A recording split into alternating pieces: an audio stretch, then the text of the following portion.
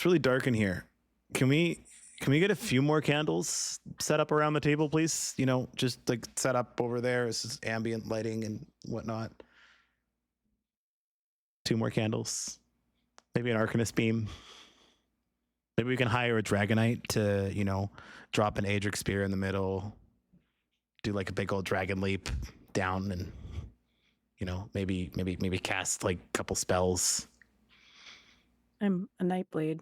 I like the dark.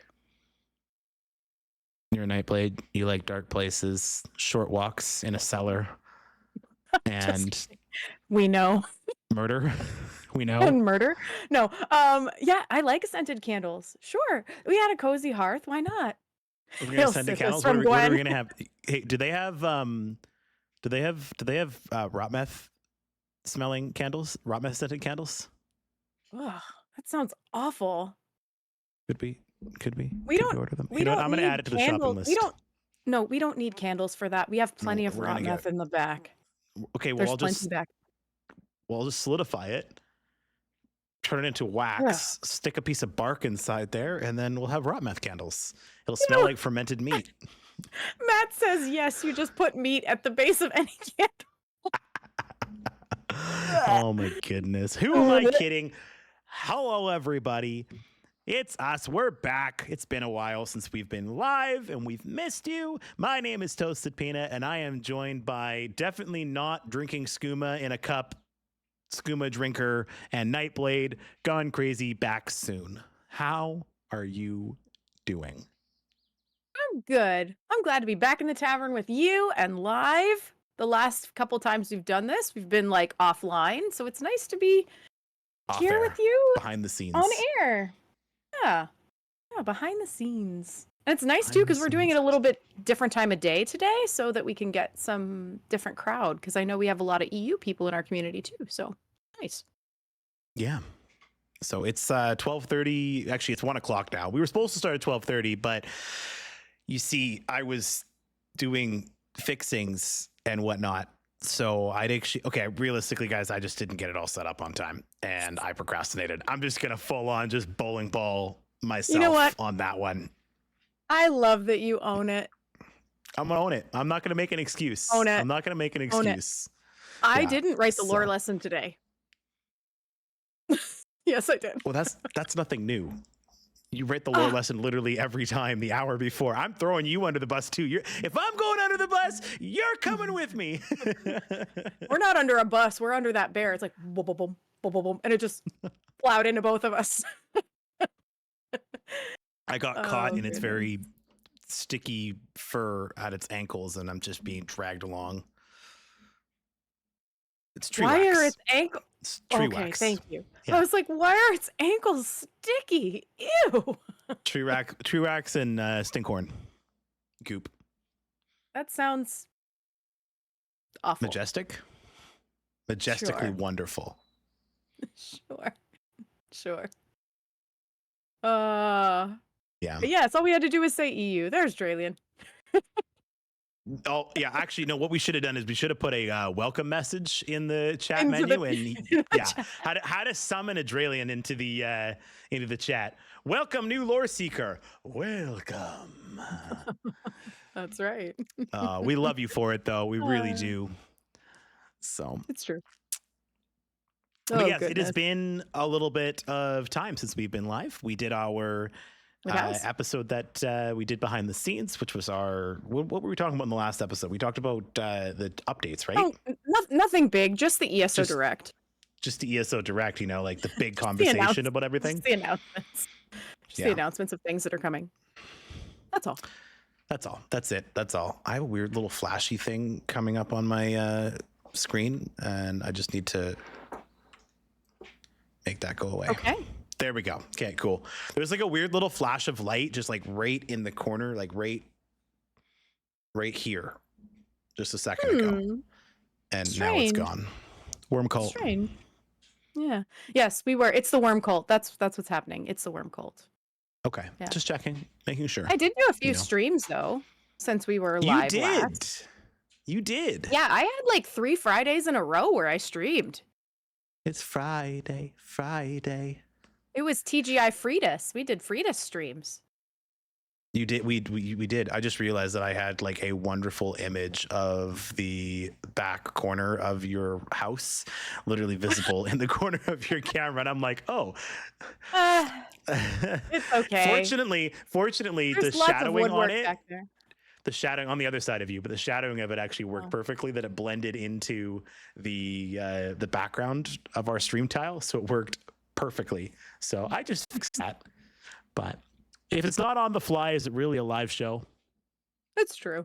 There's something, I don't know, Majestic. heartfelt, I guess, about our dumpster fire. Blame it on the skooma. So last episode we talked about the worm cult. We talked a little bit about the ESO Direct and some of the big changes that are coming for the next little while as well. So lots of information that came from that, actually. So if you haven't already gone over, make sure you head over to check out the latest episode, give it a listen, and absorb all of the wonderful things that are in that episode. Wait, there's more. I just remembered the other thing that we released. I'm like, why does it feel like we did another release? Because we did. We did a lore compilation. We did our second one. We did. And by we did, I mean you did. Okay, well, you had a reading in it, and we did do the Fargrave one back and forth with Madam Wim. So you were actually featured in it a few times. True. That is there. Yes, so there is the lore story compilation is there. So if you haven't, or if you're wanting to actually hear the whole story from start to finish, that is the best way to do it. It's nice and long too. So if you're going to go to work and you got like 3 or 4 hours to sit down, it's more than 3 or 4 hours, isn't it? I think it was like, I don't remember if it was the previous one or this one, but one of them was 3 hours and 20 minutes. I think that was the first one. I think this one is like 2:45. I'd have to go into Spotify and look, but it's pretty long. It's longer than I thought it was going to be. Yeah. When we edit it all together. Grab your favorite cup of hot beverage, sit down in a nice cozy chair, curl up a blanket, stick your headphones on your ears, and get ready to immerse yourself in a story that will take you on an adventure. I should narrate the intros to these. Well, sometimes you do when we do the actual shows. It's just sometimes they get cut out depending on what we're doing or what the story is doing. Usually it's because something crazy happens in the very beginning of it all, and then it's just absolutely wild and crazy. And you know what you should do? You should actually finish your lore story that you were writing. We weren't going to tell people about that. Sorry. Not sorry. Way to spoil the surprise, Bacon. Were you really not going to tell anybody that? Did I really ruin it? It's okay. Oh. It's okay. It's fine. Now I just have to finish it. Now I feel sheepish. Don't feel sheepish. Sorry. Don't at all. Don't feel sheepish. It's okay. There's no timeline. You can finish it whenever you want. A peanut goes on adventure, a coming of age story for children. Moving right along, Bacon, seeing as it's been forever, why don't you tell us a little bit of what you've been up to? Oh boy. Well, if I don't see Falkreath hold for a while, that'd be fine with me. That'd be okay. No, it's okay, Minwee. It's good. We were working on sticker book for Falkreath Hold because Minwee needed to get his Pillar of Nirn dagger out of there. And both he and I had just absolutely incredible RNG, which meant that we had to run it like 20 plus times to finish out our sticker RNG. Book. Yeah, so, it wasn't a bad thing by any means. We got really good at figuring out ways to run through with 2 companions and the 2 of us. And then also we did have some Loreseekers step in and help a few times too, which made it infinitely faster than with just the 2 of us and our companions. But yeah, did a little bit of that. The golden pursuits that are active right now for the amazing, thank you to Max and to Jimmy. Both of them really, really did help us with that, to be honest. And I managed to get the Golden Pursuits done on PCNA. So I have my house over there with the really amazing, awesome Ouroboros rugs and 10-year banners and all of that stuff. It's a giant house. Yeah. And I am working on, Dre said, now do it on PCEU. I would love to. I'm trying to just finish it on PlayStation, to be honest. Yeah. It's big. It's big, and it's been rough because I have been away from my PlayStation and not able to remote play it as much as I would like to. So I've been in a bit of a holding pattern with questing and content, kind of waiting for the new content to come out. But also it's just because life has been stupid busy. Like, so busy. I have just been trying to keep up, to be honest, with guild management and show stuff and behind the scenes stuff and just attempting to survive. And yeah, other than that, there's something else that was really exciting that happened, and it was that Oblivion Remastered dropped. No, it didn't. And yes, it did. We have to wait 6 months. They just announced it. What we actually got was just a teaser. It wasn't actually the game. Oh, okay. Yeah. Yeah. So it dropped, and I managed to get a key, and it's awesome because that was my first Elder Scrolls game. That is the game that introduced me to this world and led me kind of to where we sit now in many ways. And I am super excited to be able to play it again in a remastered form. Now, there was a catch. I got it, and then I couldn't play it because my laptop had no space. I had no hard drive space, and I had enough RAM to just barely run it.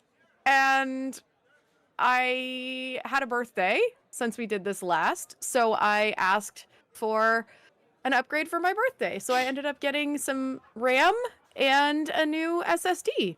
So now I have space and I can do things, and my computer's faster, and I feel really cool because I got a little upgrade.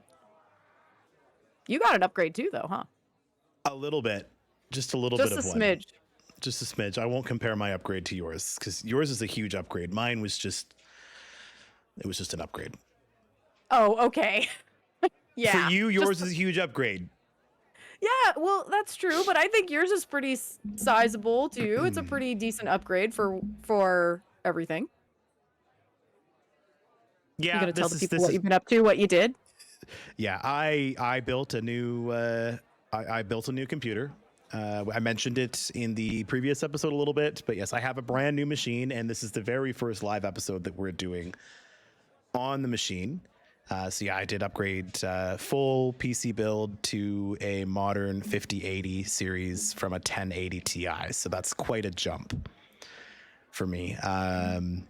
Yeah, it's been quite a lot of troubleshooting and learning and figuring out that there's a lot of stuff that I was running with in my previous system that I was just basically stretching to the bitter end, to the absolute bitter end. I don't even know how you were able to make some things work, to be honest. Hey, what can I say? My PC runs on glitter and unicorn dust, okay? And maybe a little sawdust. Your PC needed Stendar, and it got it. It needed more than Stendar. It was corrupted. So, see that guy up there in the corner? You know, this guy right here?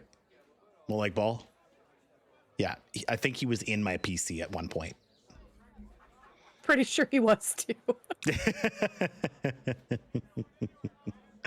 But yeah, no, so a big change, new system, new build, new installs, all sorts of new figuring things out. By the way, Windows 11 is totally crazy different, and I have no idea how any of it works. So that's also been a learning curve for me too. I have had a love-hate relationship with it quite a bit. So, but other than that, I mean, you know, for those of you guys that didn't know, my name is Toasted Peanut.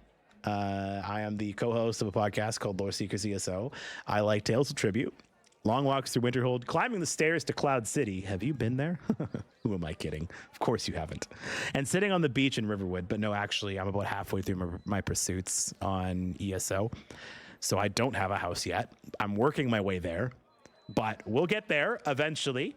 I've also been dabbling my toes in other games as well along the way. So I've been doing other things aside from just ESO. I've been playing way too much Tales of Tribute as of late too. It's been kind of a continued obsession of mine, but hey, I enjoy it.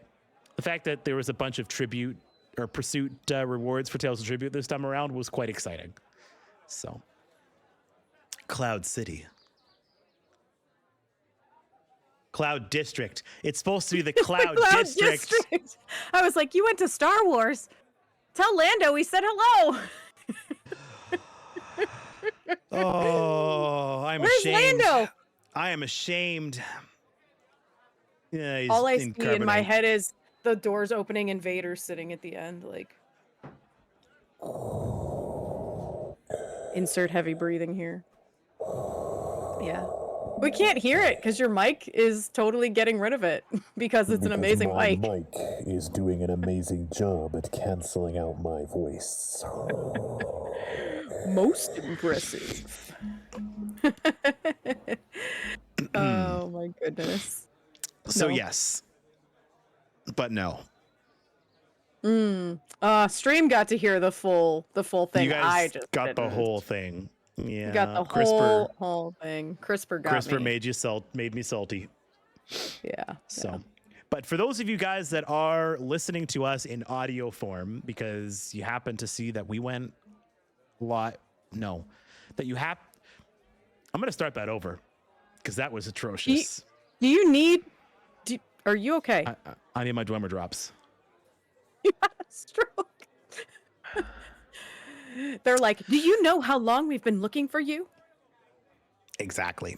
For those of you guys that are currently listening to the audio form because your podcatcher decided to let you know that there's a new episode out, did you know that you can watch this episode live on Twitch by heading over to twitch.tv/Loreseekers ESO, and you can watch us and all of our shenanigans and craziness live on a stream, partake in the chat and all of its wonderful things that are part of it, and watch us goof up and make fun of us. That is something you can do, and it is absolutely free, and you should absolutely be here and doing that. So if you're not already watching us live on Twitch and you're sitting there with your headphones on listening to us babble on about stuff, let me tell you. Chat trolling us every time we do a stream is one of my favorite things. Yeah, we are extremely professional. And members of the creator program, we're so good at this. Zos, why did you let us come here? Shh, don't tell them. Let's move on. Okay, moving right along. Hey, what are we going to talk about this week, Bacon? Hey, on this week's episode, we are going to prep for update 46 because it's only a couple weeks away. We're going to discuss more about the content pass because there have been some clarifications, which is really, really great. Ooh, yes. Talk about a new community contest, Golden Pursuit, which we've mentioned a little bit, and some ways that you can prep for Season of the Worm Cult, Part 1. One. Isn't the Season of the Worm Cult, though, a continuation from the base game, which is how you should prep for Season of the Worm Cult? But this is Part 1 that's coming in update 46. All right, fair enough. You know what? Part We're just- 1. We're just going to go with this weird naming scheme that they're doing. Okay, we're going to run with it. Sweet. We are in a transition phase. hey, do we want to tell them right now about the two things that are currently happening right now in our community? Or do you want to wait? You can tell them about it. Why don't we tell them about the one that's happening in the Discord right now, and then we can tell them about the... is that what you're talking about? I'm guessing that's what you're talking about. Yes, that's So what I'm let's tell them talking about the one that's happening in the Discord right now, and then we can also tell them about the other one that's starting today at the end of the stream. I like it. Okay, so if you are in the Discord, first off, congratulations. You've done part 1 through 10 flawlessly. And if you are not in the Discord, well, you have 10 very easy steps to complete. So head on over to loreseekers.club. What do you want to say? Okay. What do you want to say? I'm sorry. You were making fun of me for Seasons of the Worm Cult, and I was going to say, this is Seasons of the Loreseekers giveaway, part 1. Part 2 is dropping at the end of the show. Okay. There you go.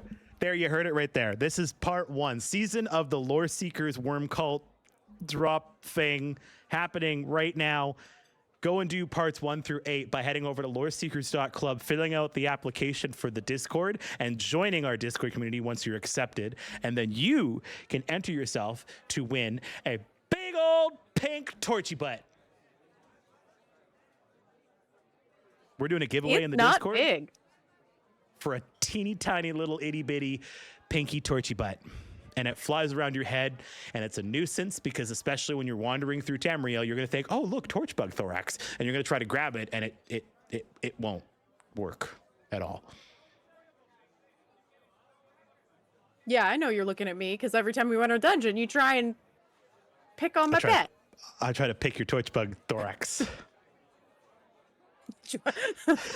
A chat, join our cult in these 10 easy steps. 10 easy steps. 10 easy steps to join our cult. Join now. No, but yes, we are currently doing a giveaway that is live for about a week in our Loreseekers ESO Discord. There is a separate channel for it. All you have to do is go react to it, and then at the end of the week, we will draw a winner, and the winner will receive a code for a pink torchbug pet, which you can use on any platform and account. So it doesn't matter what your platform your mega server is, it works. In the future, we're going to push for a scamp cheese pet.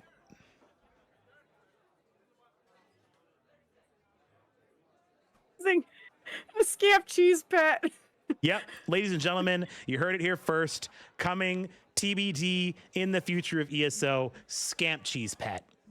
It's going to be a scamp sitting on a bench eating cheese. Every time you stop in one spot, he'll pull out a pocket bench, stick it on the ground, sit down, and just start eating cheese. Honestly, what we should really go for is a shivering cheese pet, and it just rolls along behind you, and when you stop, it falls over and it shivers. And then when you take off again, it Sorry, rolls. can you show me again what the shiver looks like? Shivers. Shivers. I like shivering cheese, actually. I do like that. Yeah. But we'll see what we can do. We don't have a lot of pull in this community, but we'll see what we can do. Okay. Shiver me scamp cheese. It's going to be a thing. It's going to be a thing. We're going to make this a thing. We're going to push really hard for this to become a thing. But anyways, moving right along.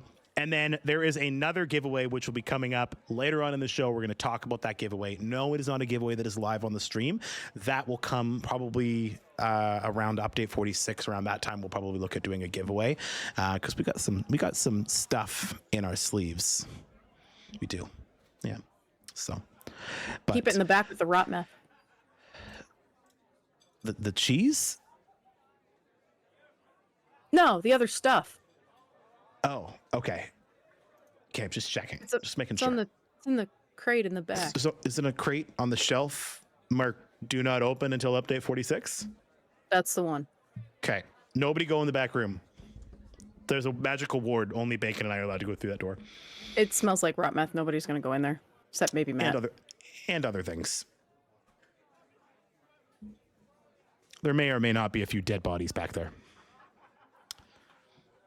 I know we just finished that event, but you were supposed to get rid of those. No. So hold on to them until next year. What are you, in the worm cult? Well, yeah. How else am I supposed to prep myself for Season of the Worm Cult without having the dead bodies in the back?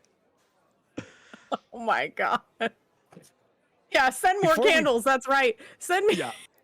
He's going to get a letter with a hand on it. He's going to get a letter with a hand on it soon. I'm working on that. I need the skulls. I need the skull.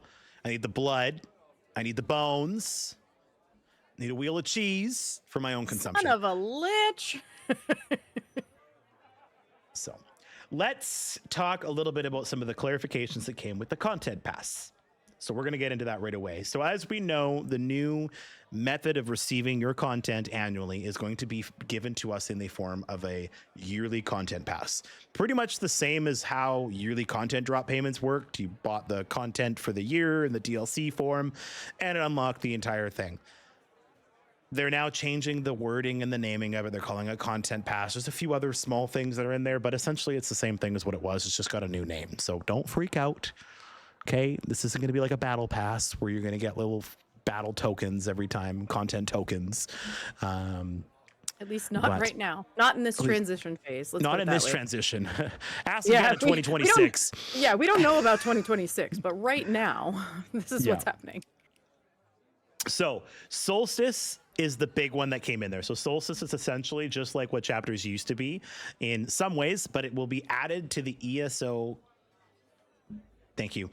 It is added to the content that ESO Plus members gain access to with an active subscription sometime in 2026. So essentially what's going to happen is just like last time, you would play the game, you go and you buy, you spend your X amount of dollars, you buy your year-long adventure content pack, and you'd play all the games. And then the next year when the new one comes out, you would, with your ESO Plus, get access to the previous year in that chapter. And that would unlock the chapter from the previous year if you didn't already own it. So you didn't have to have it. Or previously, which we don't know what they're going to do, you used to buy the next season's content and it would be including the previous year as well in that. So whether that is going to work the same way, may or may not, we're not too sure. But that's kind of how it is. It will get added to ESO Plus, just it's going to take a year, just like it always has. That hasn't changed. You will only earn the extra rewards that come with the 2025 Content Pass if you get the Content Pass before the Seasons of the Worm Cult Part 1 launches in June. The extra... Oh, you're talking about the pre-order bonuses. Okay. Yeah, pre-order bonuses. Yeah, go ahead. Yes.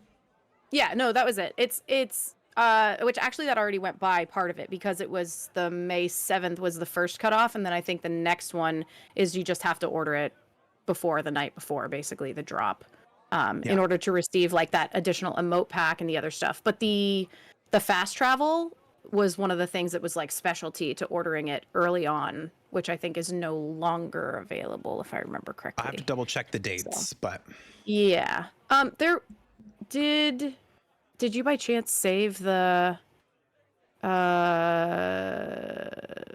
graphic for that? For the content pass that shows everything? I probably have it somewhere. That's okay. Don't worry about it. We don't need to. Yep, that's what I thought. Minwy clarified. Limited time reward was available until May 7th. Yep. There we go. Thank you, Minwy. Mm-hmm.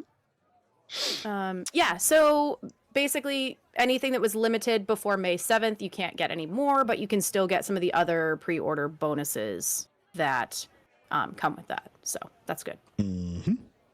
Mm-hmm. Yeah.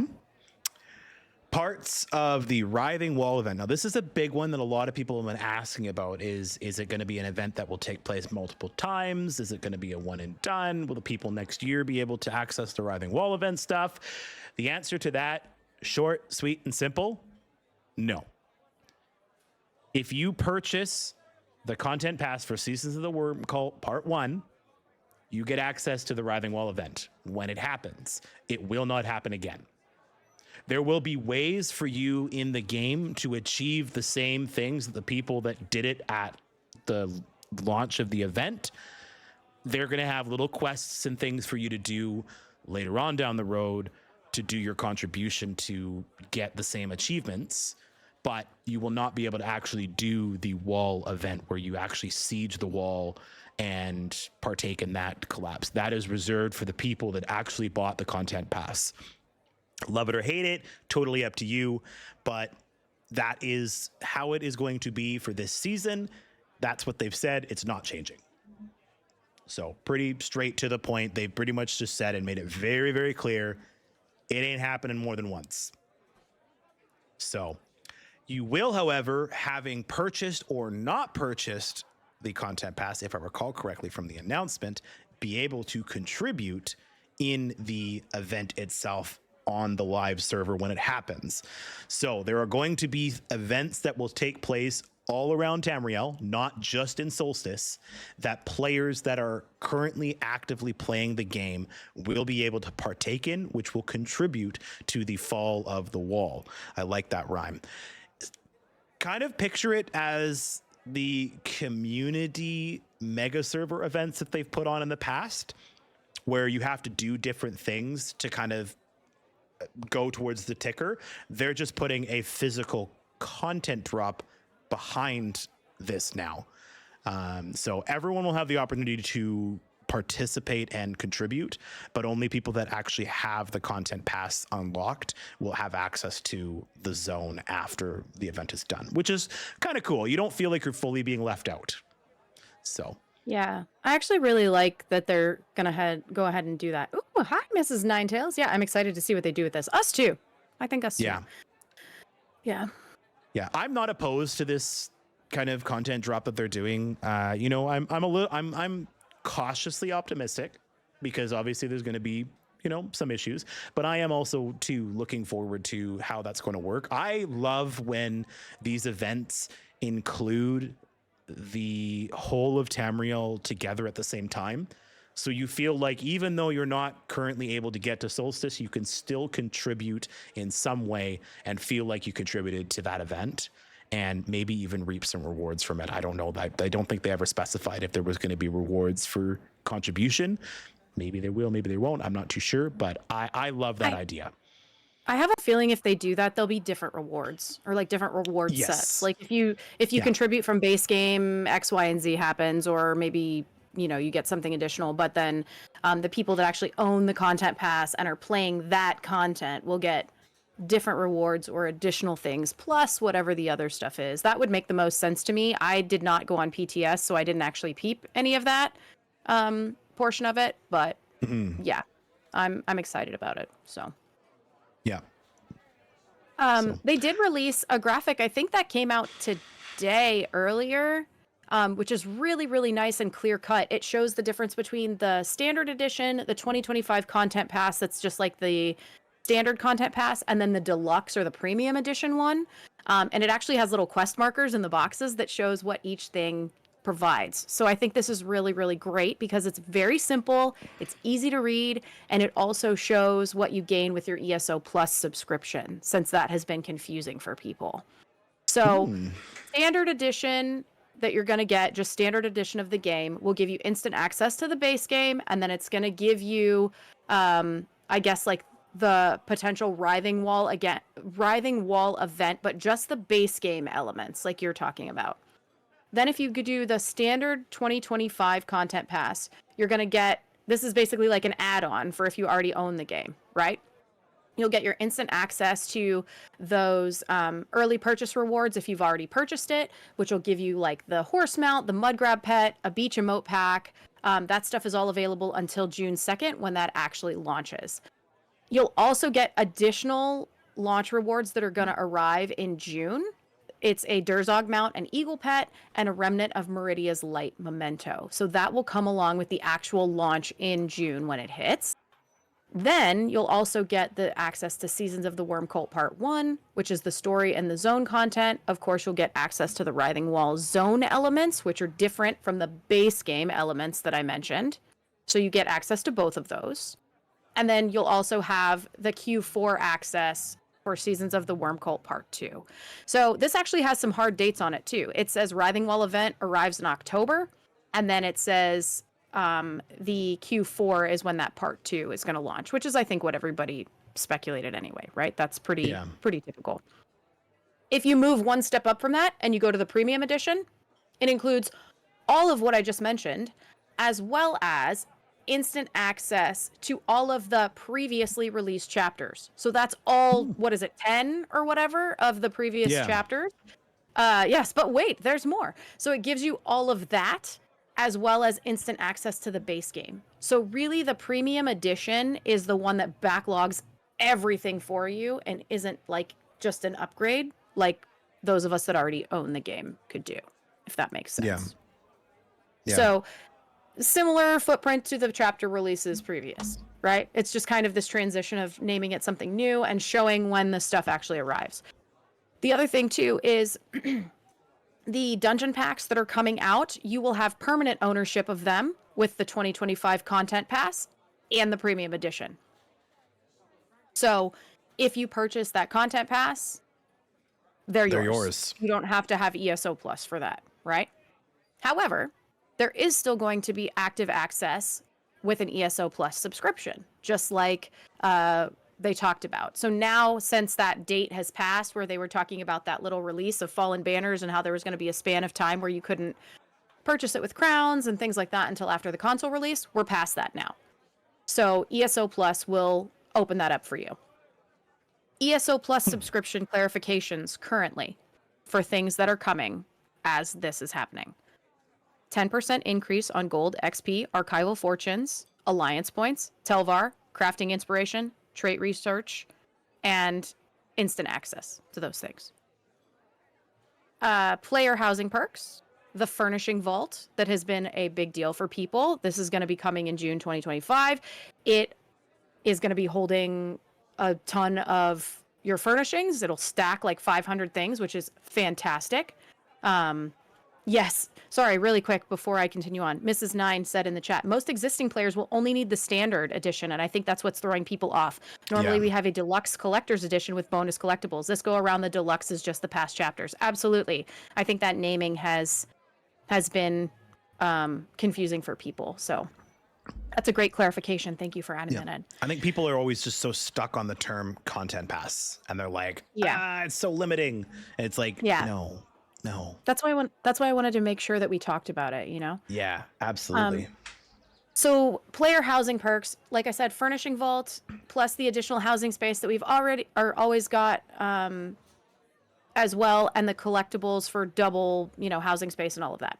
You also get access to costume dyeing, double currency cap for transmute crystals, which if I didn't have that, I would be in big, big trouble. Same. Exclusive access to Crown Store deals, which that one is kind of like, meh. Take it or leave it. Spend your real money. You're already spending your real money. Depends on the thing that's coming out, right? All the previously released DLC game packs in the Crown Store. So anything previous, dungeons, stuff like that, access to it, as we all know. That's story zones, dungeons, etc. Bonus crowns, $16.50 per month, granted at the time of your purchase. Is that up from 1,400? They increased for a couple years now. Oh, maybe I've just never noticed it. You probably haven't, but it did increase a little while back. I might have a crown purchasing problem. I know. That's why you didn't even notice. Might be a thing. Double your bank space, account-wide, of course. Again, thank goodness for that. Still not enough, but we'll take it. Especially, hopefully, the furnishing vault will help out with that. Unlimited storage for your crafting materials, craft bag, all of that. And then, of course, this one was one that was controversial the last go-around, but we've gotten clarifications on it. I think everybody's pretty okay with it now. And that is access to Tanloran and Zareth Var, the two new companions from last time. But you have permanent ownership with them. So you get to keep those. I will say, I think with their recent announcements in the last year, I think they've been clarifying the wrong things in a way, or maybe not offering enough clarification, which has kind of thrown the community into a little bit of a tizzy. And I'm going to use that word because I think people look for that, like, am I losing something or am I gaining something? And if you don't tell me that I'm gaining something or I'm not losing something, I'm going to assume that you're taking it away from me, and I don't like that. And I think the wording for a lot of this stuff could definitely have been better from the get-go, but I can also appreciate that there were some things that they weren't totally sure about themselves. So I think everyone thinks that, like, Gina and Jess and Rich, they all just like come up with these ideas and they write them down on a piece of paper and then that's how it is. It's like, nah, this stuff. No, that's not how it works at all. No. So I've actually learned since we've join the content creation team, I think we've learned that they come up with this idea and then they submit the idea to a team of people who basically choose what to do with this information, clarify, write up these documents. This is what it's going to be. And they say, okay, we got a couple things for you to talk about next time. And they give it to them. And it's just like, but this only has like 25% of what I want to talk about. And then they're like, yeah, we're still working on this stuff. So just tell them that and it'll be fine. It's like, there's a whole slew of people this stuff has to go through before it even gets to our ears. And that's our ears. And then there's still another slew of stuff it has to go through before it gets to you guys. Because, there is sometimes... Go ahead. I was gonna say, there is some circumstances where we kind of get a little bit of a sneak peek at some stuff. So, which is awesome. We love it. But sometimes it changes from when we hear it to when you guys hear it as well. Case in point, this last update. Yeah. Hey, we need some clarification on this. Oh, yeah. We'll get into it soon. TM? Soon? Yeah. What I was going to say, I think some of it is also a disconnect in just how the community absorbs their content, right? Yeah. Like, so many people absorb content through streams, YouTube, podcasts, stuff like that. But a lot of times, a bunch of these clarifications are actually delivered via the forums.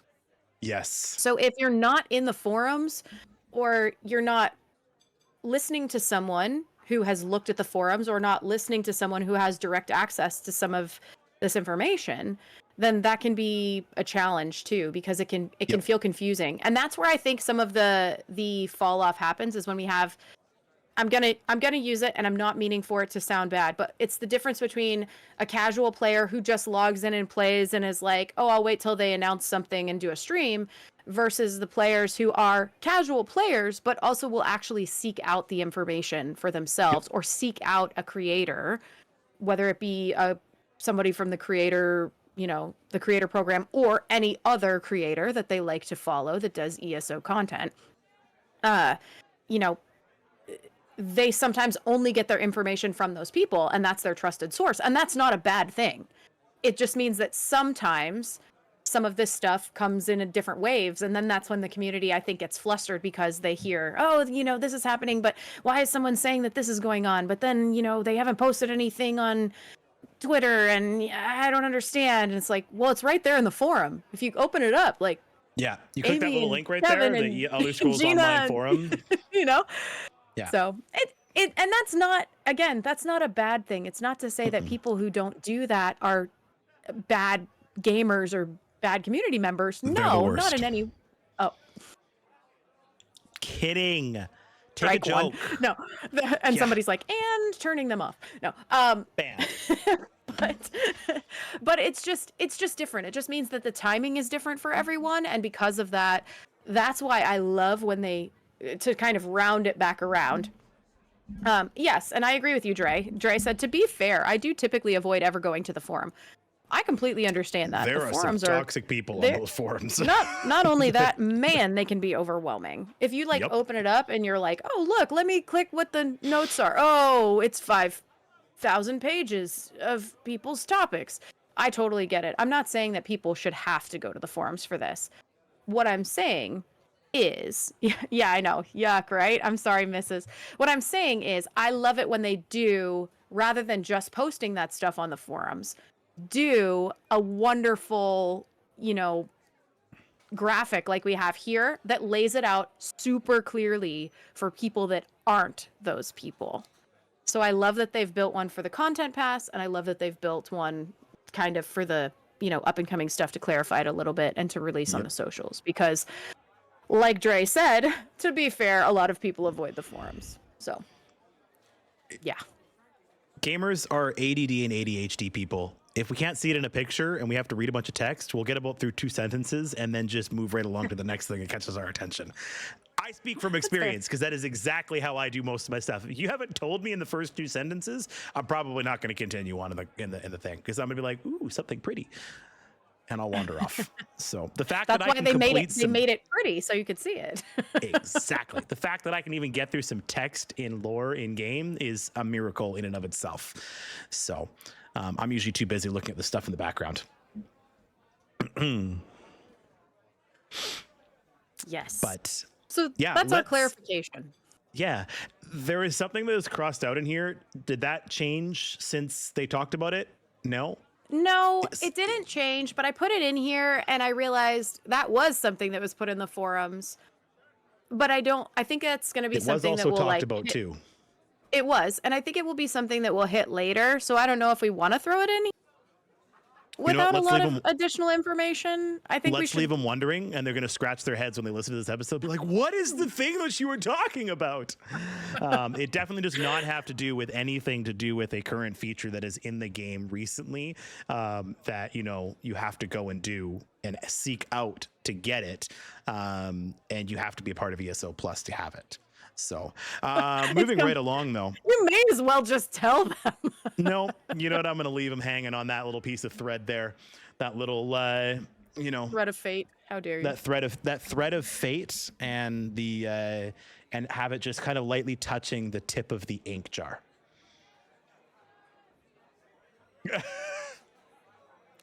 Sure. Yeah, just there's a jar of ink, and the thread is just dangling above the ink, Listen. luminously. Nope. Luminously. Luminously. A luminous jar of paint and a little thread just dangling there, just like, I'm a little piece of thread. Dre, you take that back. Moving right along. Hey, can we talk about the Golden Pursuits? That seems like we fun. should. Why is my Windows? I didn't push Windows key. That was weird. Golden Pursuits, Grand Gallery of Tamriel. You were talking about this when we started up the show earlier. by I the way. was. Yeah. I did. You gave me an image, and let's move over here. Let's see if I actually did this.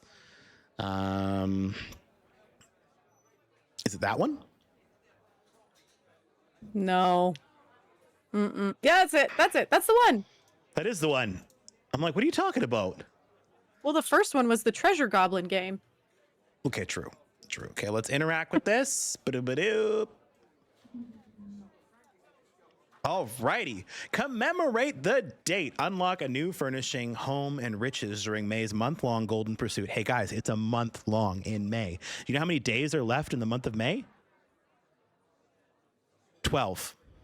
Is there 31 days in May? I have to look at the calendar. Yes. 30 days hath September, April, June, and November. All the rest have 31. I never learned that. Wow. But anyways, you got a few more days left to get the Golden Pursuit completed. And you know what? I'm going to be honest with you. It is not a very challenging pursuit to do. Go kill some stuff, play a few games of Tales of Tribute, run a few base game dungeons. They're all the Yeah. base game dungeons and all about the base game zones. So definitely go and get it done. Go and finish those off because you're going to get a few different things. First off, you're going to get, after 5 activities, Ginreth's Icon of Storm Control furnishing. You complete 15 activities, they're just going to give you 35,000 gold. And if you do all 25 activities, hey, have a house. Have a 10-year anniversary house that you're only going to be able to get in this game by completing this pursuit, because it's going to be one of those houses that people are going to be like, oh my gosh, I want this. I have a complaint about this picture. What picture? The coin That pile? one. And oh, that one. Okay. Complain away. Yep. You know that Okay, this is a it's not- complaints episode, so It's what? It is? what? Moving right along. Anyway, no, it's so Kinnereth. This Kinnereth storm calling furnishing is so cool, and when you look at it in this picture, you can't even tell what it is. It's a bird, but like the bird is facing away from you in the picture. Because all the statues of Kinnereth, she's holding a bird because of the wind, and in that picture, it doesn't look like a bird, and I'm sad. But when you actually view it in your house, it's a bird, like underneath a, you know, Is it a bird? Wind Is it or- a plane? Skinnereth! Anyway. Anyway. I wish I actually had a proper image of the the actual physical device because that would have been actually really cool to see. But yes, Well, yeah, you can just look at it in your house if you pick it up from the Golden Pursuit. It looks like this. It's just I wish it was like rotated a little bit so that we could tell it's the shape of a bird. Because right now we're looking at the bird's butt. it's a pretty bird butt. Bird butt. Is it a physical furnishing? Like, can I put it in other houses? Yes, you can sit it next to your hourglass. So like when I go in my Grand Gallery of Tamriel and I look to the left, I have my hourglass and then I have that furnishing right there. And it changes effect depending upon which thing that you're doing. And yes, thank you for the clarification. It only works in some houses, not all houses. It will actually tell you under the housing menu when you go to select your house. It'll say yes or no as to whether it will work in your home. Oh, which is really, really interesting. nice. Okay, fair enough. So I can't bring it to the Deadlands. I'm actually not sure about that. What I know I is it don't doesn't typically think- work in like Snug Pod, for example, because the Snug Pod is enclosed. It doesn't have any outdoor space, so there's no point in changing the weather. Does it change the weather or does it change the time of day? The weather. The hourglass changes the time of day. They're two separate I thought furnishings. this was a day-night, another day-night cycle. Oh. No, this okay, is like okay, rain, okay, got it. clouds, clear. It's like overcast, stormy. Got it. Snowing? No snow. Sorry. Lame. That's Sorry, right. Nord. This month, you can unlock a Grand Manor located in the Rift, unlike any other, for free, simply by playing the game. Note that while it appears to be labeled as unfurnished, this home is available in this one version only and comes filled with a host of 10th year anniversary themed furnishings. So you have it already. What's in it? Lots of round rugs with Ouroboros on them and banners that have the Ouroboros on them. And they're like specialty colored, which is really, really neat. It has like 200 slots full when you get it, by the way. Oh my Just so everyone's gosh. aware. Yeah, so I'm actually going to pull some of those 10th anniversary furnishings out and put them in other homes because I want Yeah. to make space. But it has that. It's got some plants in it. It's called the Grand Gallery, and to me it's really neat because it's got some trees and some mushrooms, and it feels like it's almost laid out like, hey, look, you want to put Morrowind stuff here. Like, hey, look, there's a birch tree here. Maybe you should do stuff from the Rift here. So Kind of like quadrant out different quadrants of Tamriel in your house. yeah, kinda cool. exactly. So it's pretty neat. So- There's definitely people who I think will block off some of the spaces because it is huge. Huge. That's just But all the it's more reason why we need to increase pretty. the slots amount. More housing slots. Zos, you heard it here. More housing slots, because I know you have never Listen. heard anyone tell you that you need more housing slots. They are doing the best they can. They have a furnishing vault. You leave those people alone and let them rest. Fine. 38 different activities that you can do to reach the above milestones. And those will range from playing some Tales of Tribute, doing some quests, and yes, questing also includes doing your daily crafting writs, logging into the game and collecting your daily login rewards, also included in that. Super easy. There's a few other ones in there. So basically all the base game stuff. So you have to kill bosses. You got to kill some of the dolmens that are out there as well. There's dolmens in there, harvesting resources, crafting quantities, and some questing as well that can be done. So there's lots of different stuff to be done. It's really, really easy to do on a leveled up character. Just kind of peruse through and poke around or start a new character and go run the base game story again.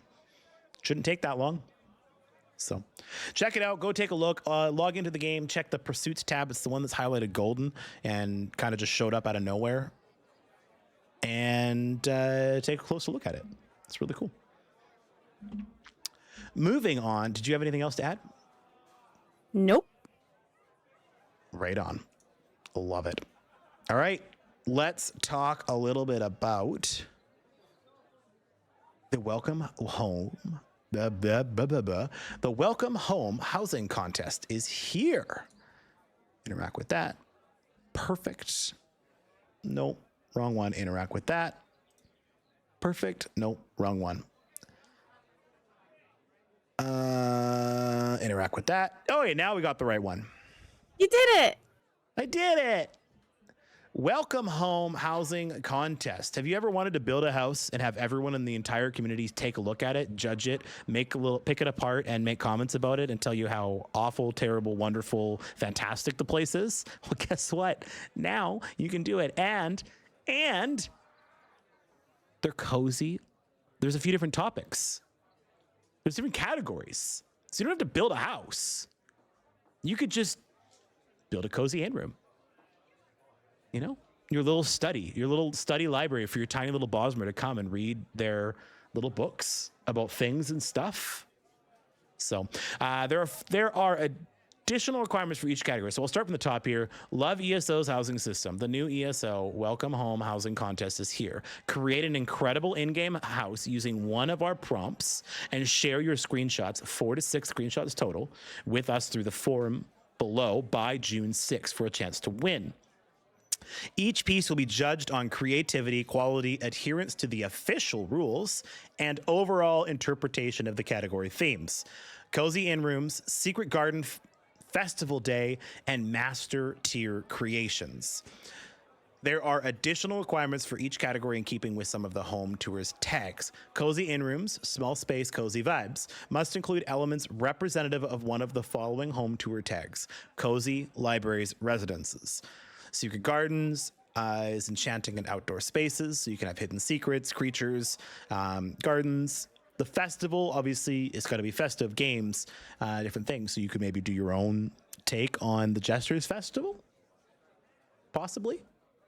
Master tiered creations, from scratch creations for master builders to flex their skills. Must include elements representative of one of the following home tour tags: from scratch, exhibits, and magic. So those are the tags that you need to put on for your creation. You cannot enter more than 1 entry per category for a maximum of 4 total entries. So you could do all 4 of the different topics.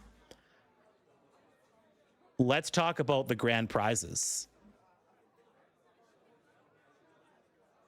You're going to have a judging contest. There's going to be a panel of judges, including ESO community members, Hachiko-chan and Futurko.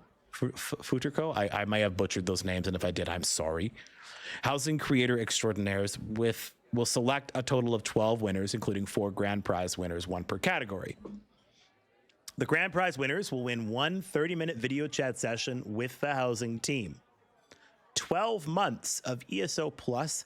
That also includes the 19,800 crowns, 1 in-game house of the winner's choice, 10 luxury furnishings of the winner's choice, 2 house guests of the winner's choice, 1 print of a homestead or home tour's official art or screenshot signed by the housing team, inclusion in a video featuring the winner's work with their name and competition placement rank. Follow our social channels for details, coming soon. The runners-up will get 6 months of ESO Plus and the crowns that go with it, 1 in-game house of the winner's choice. So they both all of the players get a house to choose. 5 luxury furnishing of the winner choice, 1 house guest, and a homestead or housing screenshot. You have until June 6th to submit, and you submit by going to the website and enter there. So if you're one of those people that loves housing, loves to build stuff, that is where you should go, and you should absolutely go and do that. Bacon, do you have anything you want to add? Nah. Just don't be afraid to enter. That's all I have to say. Don't be afraid to enter. It's a really good point. Yeah. If you're a builder, the way I feel about stuff like this is, even if you feel like you are not one of the most amazing housing builders, just enter. You never know what they're looking for. Sometimes people just like unique stuff. Sometimes they just like creativity, even if it isn't great. Like, just do it. Just do it. That's all. There are 4 grand prize winners. Yeah, there's actually, I mean, I know there's a ton of housing community people, and some of them are absolutely incredible, but I feel like they're going to take into account, how much people are trying and what their what their goal is or what they're trying to do, how the house is labeled. I just really, really want to encourage everybody to do it. Do it if you're Yeah. interested. What does it hurt? Nothing. Yeah. I would just like to say that the tagline for this episode is "Don't let your dreams be dreams. Oh, yeah. Let them become a reality." Oh boy. That could be very dangerous. That could be dangerous a with the lore lesson. very moving right along. Let's talk about Critical Role's latest ESO adventure. We'll just kind of give a little overview. So you know probably a little bit more about Critical Role than I do. So would you like to talk about it? Sure. Let me get to it. I don't really know that much more about Critical Role, but I'll do my best. All I know is that they are a D&D group. That's all basically what know. I know too. All right. Right on. So this is what I can tell you is that this is the second time they're doing an ESO one shot. So they have done this before. It's a new one. This was a little bit ago, but it's still up on YouTube and I think on Critical Role's page where you can go back and actually rewatch everything. So you can go back and watch it after it initially aired. I think it's about 5 hours long, if I'm correct. Oh, wow. Yeah, it was beefy. So Critical Role stuff usually is, especially when they do one shots. So Okay. their one shot that they did, I want to say, is about that length. And there is an actual link to the YouTube replay in the story. So it's not their first one. I think there's also a link where you can click and go back and watch their past ones that they have done. So just sit back, get a snack, turn it on while you're gaming, do whatever you want to do, and enjoy people having fun playing tabletop stuff together that's set in the Tamriel that we all know and love. So That's wild. mm-hmm. Yeah. Pretty cool. It's fun. Okay, what is this treasure goblins? Oh, This one I do know about. I know about this too because I remember when it was brought up. Uh-huh. And I think I actually shared this on the Guild Summit stream when we did it. So the Treasure Goblin game, this one's actually being released as a community spotlight now. So I don't think we need to read all of it because it's long, it's lengthy, and it talks about the event. And we've already actually kind of semi-covered it on the show previously, just sort of touching on things here and there. But Yep. They were able to get with a representative from the guild that actually does this event. And the whole thing about this article is basically that this guild takes a set amount of time, a week, a month, a couple weeks, and they essentially think about what would it be like if I was an NPC? What would it be like if I was a goblin in game? Right? So like no additional crafting skills, no additional powers, just your weapon line, and you're a goblin. And you go into no CP, Cyrodiil, and you have to survive by killing stuff and, looting the things that you get. You can't upgrade your inventory space. You can't use your bank. So all you can do is work with what you got. And if you kill something and you decide, hey, what that person is going to give me is more valuable at the end, you destroy the other item, swap it out. And then at the end of the event, whoever has made the most money or has become the best treasure goblin gets to be the president or the leader the next go around. So it's a really fun event that they do. It's so creative, like so creative. And the other fun thing about this event is you can also die. And just like an NPC in the game, we know that they come back, but they're treating it like you have one life. So if you go out and you're like, I'm going to kill that thing over there with my sword because I want to get the gold or the loot off of it, and you die, that's it. You're out. You're out of the event. So it's really cool. I think it's a great idea. Especially, it puts people in Cyrodiil too. Like, yes, they're doing like PvE stuff, but I think that's great.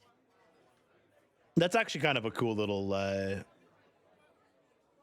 game, truthfully, honestly. Yeah, I agree. I think it's really fun that they came up with something like that.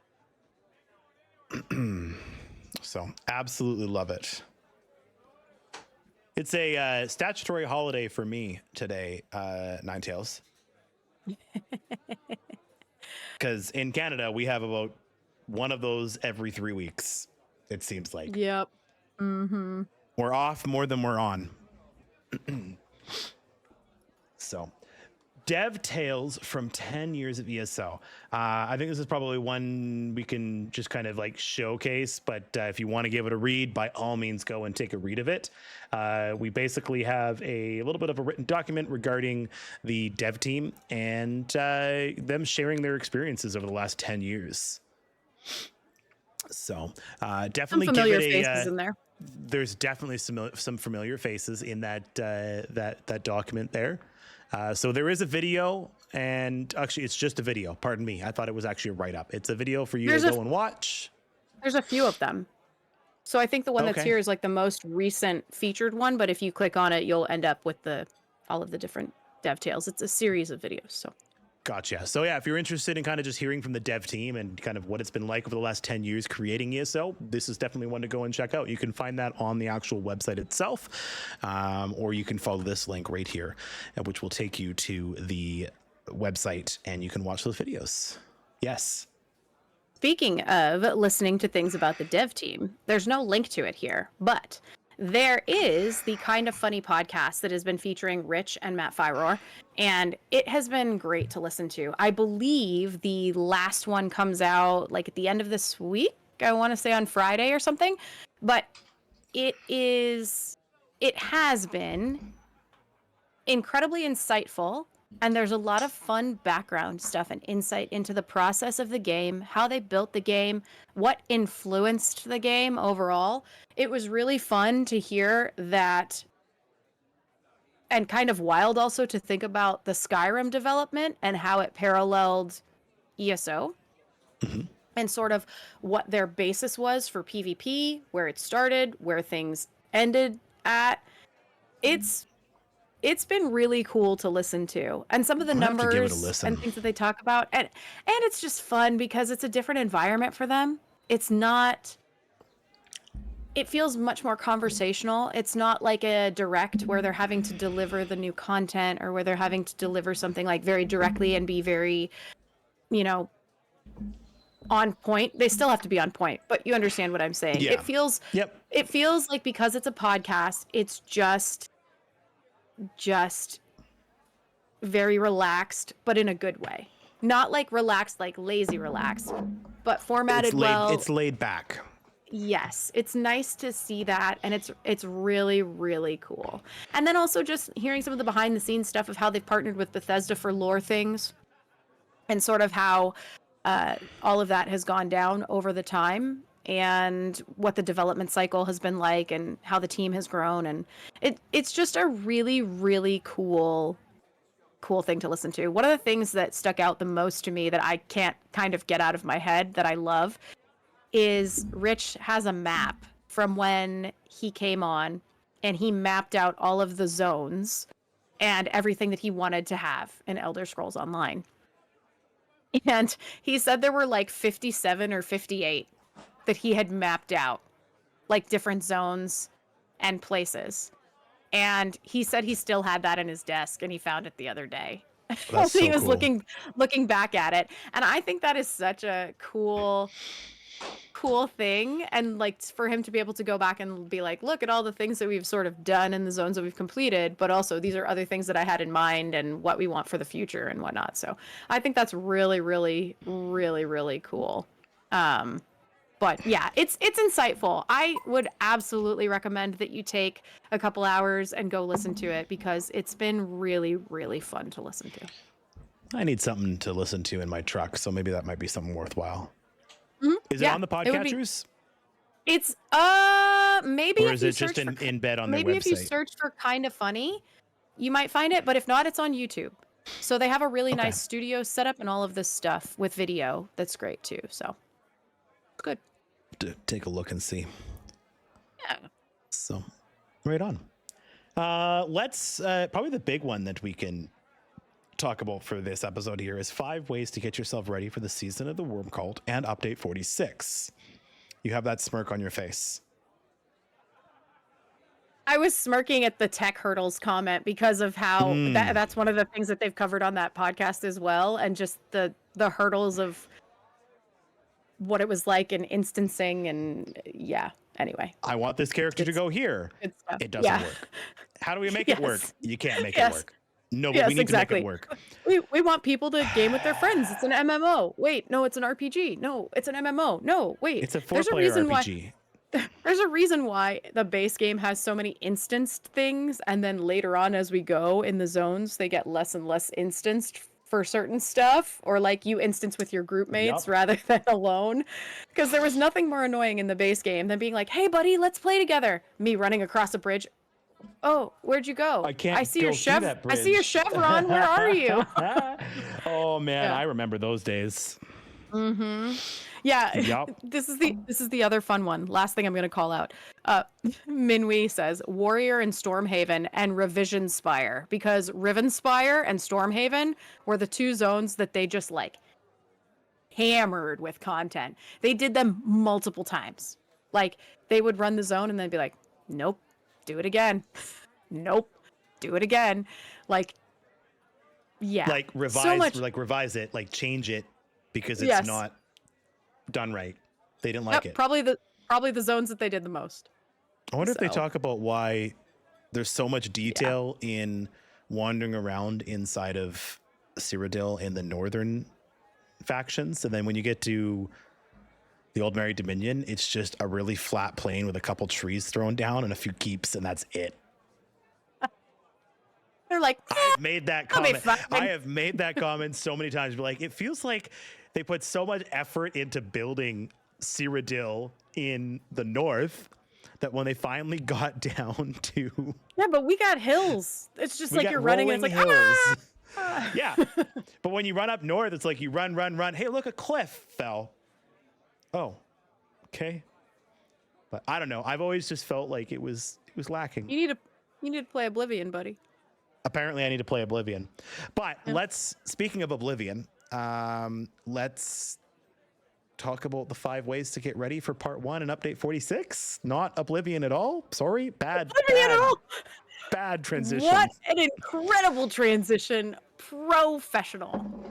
Speaking of Oblivion, we've talked about Cyrodiil to the depths and back.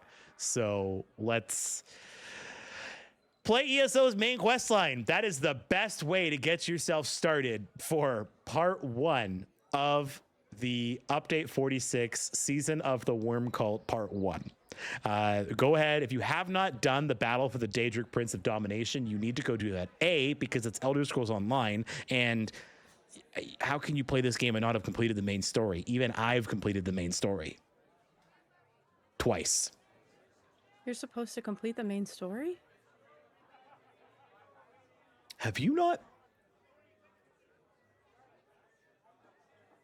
I'm just kidding. Of course I've done the main story. I've done Cadwell's Gold on PlayStation. I was about to turn your camera off and just sit you in a corner and be like, you ain't going anywhere until you finish the main story. I gotcha. I will say, however, I have not done Codwell Silver and Gold. Moving right along, help the 5 companions undo the mistakes of the past and stop Molag Bal from dragging Nirn into his realm of Cold Harbor. Once completed, you'll know all you need to know to get the most out of Seasons of the Worm Cult Part 1.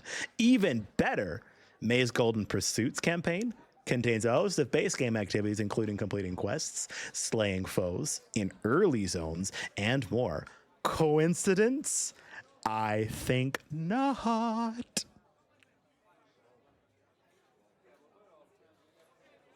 Prepare for subclassing. And no, that is not where you stick your glasses on and you clap your hands and jump in a submarine and dive in the water. That is not a subclass. Bing, bing. Pull your periscope out. No, if you have been living under a rock for the last couple months, they talked about this thing. It's not really a big deal, honestly. But basically, what's going to happen is you're going to pretty much be able to utilize the skill lines of any of the classes that are available along with one of your own. You'll have to level them, but yeah, that's a thing.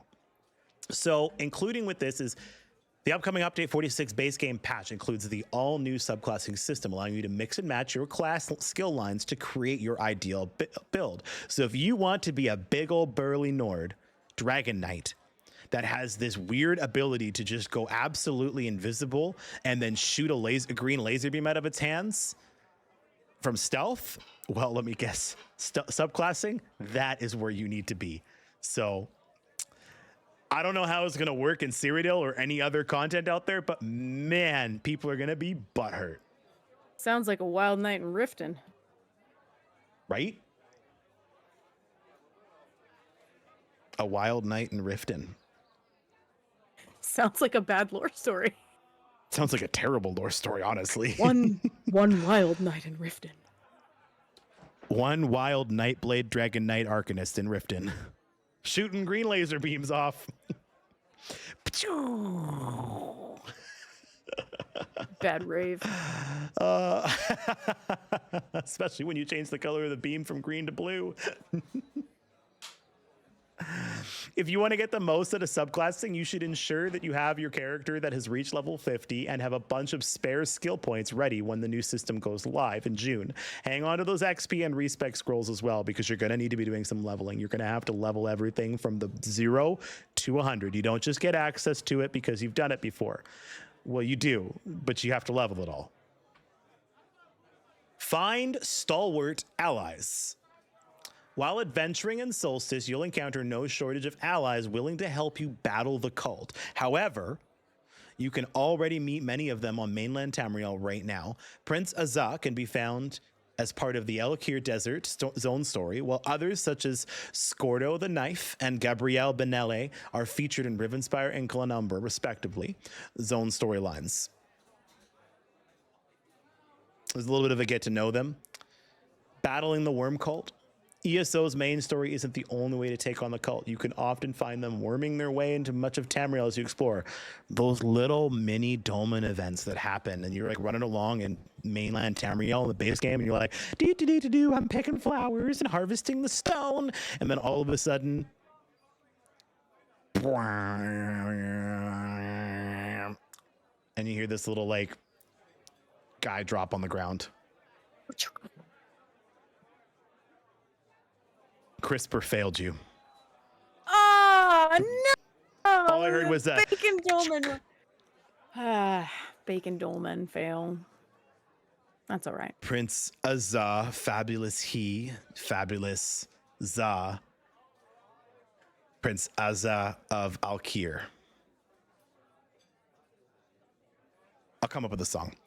ESO's main story isn't the only way to take on the cult, and you can often find them worming their way into Tamriel as you explore. Why not learn a little more about your enemy by battling them wherever they might be found? Disney, please don't end us. For example, you could always join the famous Fighters Guild. I've got That's an a in. thing. And which plays a major part in the ongoing war against Molag Bal and his minions, with its own unique questline and story. There's a new prologue quest coming. It's out. Prepare. Done it. It's out. It's out. I haven't. It is out. So prepare yourself. Get ready. If you haven't already done all of this stuff to get yourself ready for Update 46, what are you doing? Get on the horse and ride through the base game story and get it done. Get your big old wobbly bear butt out there and just bada-boom, bada-boom, bada-boom. And go and fight Molag Bal and learn a little bit about the Worm Cult and Molag Bal and how terribly, amazingly horrible he is.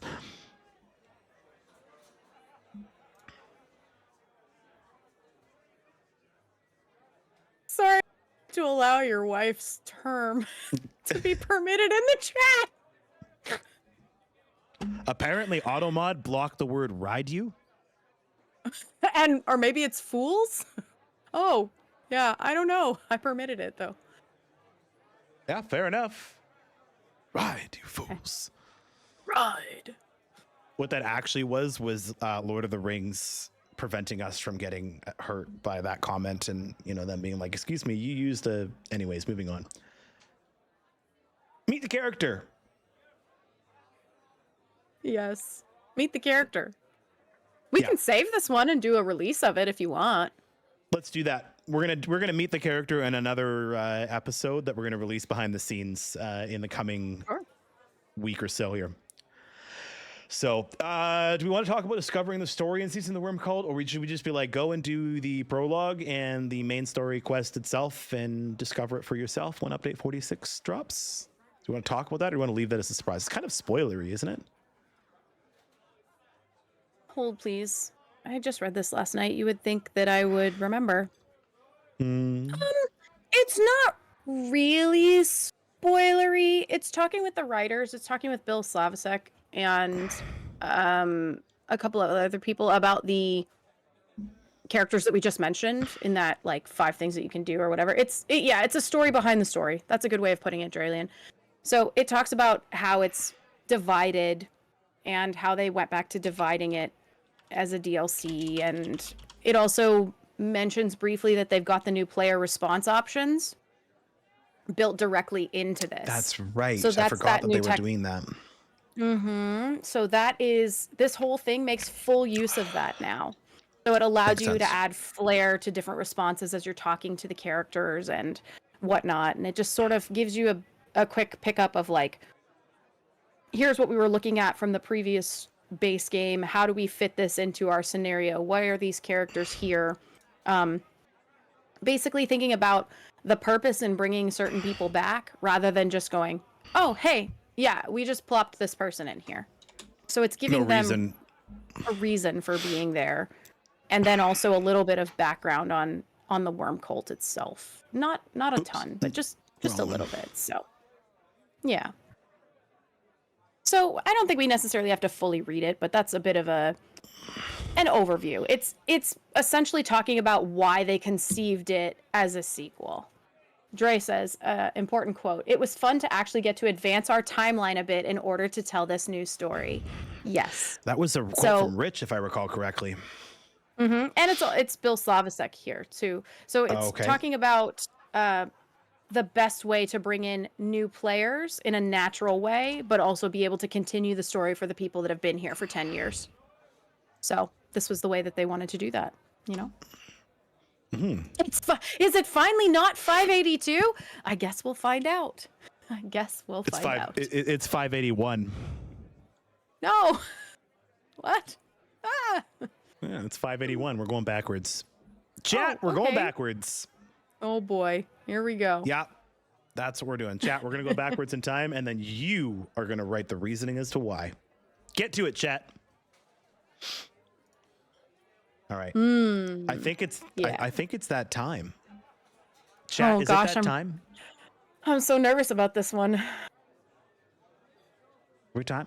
I think it's time for for Peanut to take a seat on the back burner, and for Bacon to sit down and do her wonderful job in a lore story. I have to prep myself for a second. Oh my gosh, way to just ruin it.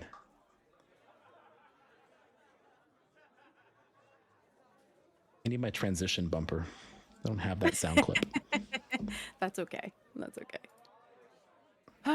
Okay. Oh, hold on. I have to get it pulled up. Sorry, you went too fast. I wasn't ready. All right. To forget a prince. Things lost, things forgotten, things that may never have been, memories fleeting and fragile, impressions of things half seen. The sweet song and voice of a female bosmer drifted through the twisted roots and branches of the trees. Half-grown homes and blue-glowing flowers gave the forest an earthy and fresh smell. The tree canopy was so thick that it almost seemed as if the area was frozen in an eternal dusk. Beams of light broke through the canopy here and there, and soft lanterns hanging from the trees gave off a warm and comforting yellow glow. Rora listened as the voice of the Bosmer increased in volume the further down the path she went. As the path grew slightly darker, she eventually let the soft sound of the lute draw her to what appeared to be a small Ayleid arch. Below it, a small dark-haired Bosmer swayed and sang, her tone bright, but sometimes with the feeling of slight sorrow woven in. But time scatters things like windswept leaves. What's remembered fades like a dream. History a mystery, truths and lies. What you remember well may be different from I. Such is the nature of things inside your mind. Glancing around to take in the ruins poking out of the forest, Rora put her hand on her hip next to her tome. It was still and quiet for now. She gave a small drop of her chin to the bard once she finished, and wandered further into Vashabar. Eventually, she came to a small clearing. There in front of her, an elaborate table made of stone and roots with leaves budding offered a welcoming place for her to sit and ponder what she was going to tell the pair when meeting them later. The half-grown snug pods surrounding her gave the settlement an air of newness, while also allowing it to seem oddly ancient still. She couldn't decide if they seemed frozen in times past or growing into the future. Either way, most people would only know this place for its self-proclaimed king, and not for the divine power of a forgotten prince that was once within. Looking into the distance, a great statue of Ariel sat wound in the vines of Vashabar. At one time, it was probably the central mark on the ruins underneath the growing dawnwood. As Rora had recently learned, Vashabar sat on top of the ruins of Miss Karkand, once one of the most powerful city-states in the Western Ayleid Empire. Eventually, most of the Ayleids departed, and it was lost to time until a group of Bosmer discovered it, grew the dawnwood, and founded Vashabar. Taking it upon herself to follow the threads of fate, she had spent quite a bit of time here. Eventually, her journey ending with a forgotten prince, a dead king, and a green speaker in charge. She shook her head. How do you explain something that is forgotten and unexplainable? Frequenting Apocrypha, she pondered that she should have been used to this by now. She had to trust that the right words would come to her when the Loreseekers arrived. A brief respite hit her when she thought back to a passage she had read when researching the Ayleids in Valenwood. The Ayleids? Oh yes, nice fellows, took themselves too seriously, though. And what did it get them? She scoffed. Nice fellows?